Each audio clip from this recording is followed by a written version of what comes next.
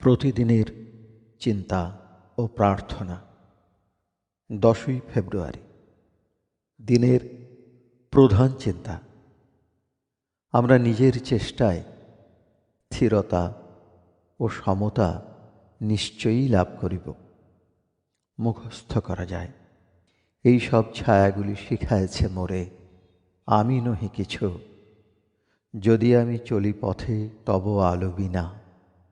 কৃতজ্ঞ হৃদয়ে তাই করি আশীর্বাদ তাদের, যারা মোরে শিখাইল ভালোবাসিতে তোমায়, আর তোমারই সেই আলো। উপদেশ। যিনি জ্ঞানী তিনি যখন আঘাতপ্রাপ্ত হন কখনো ফিরিয়া আঘাত করিতে চান না।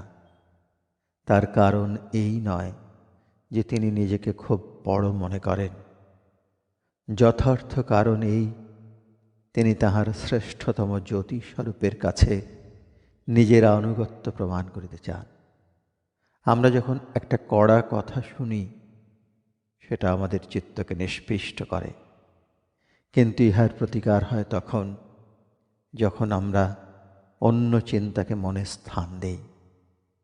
যে ভাবনা আমাদের দুর্বল করে তার বিপরীত ভাব যদি মনে জাগাইতে পারি, তবেই ভালো দিয়া মন্দের পরাজয় হয়।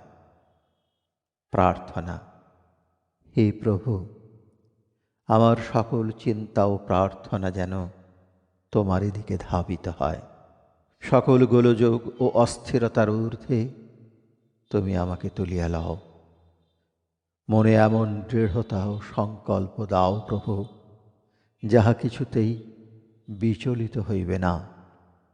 তোমার স্নেহময় আশীর্বাদ দিয়া আমাকে ঘিরিয়া রাখো, আর আমার হৃদয়কে তোমার দিব্য শান্তিতে পূর্ণ করো।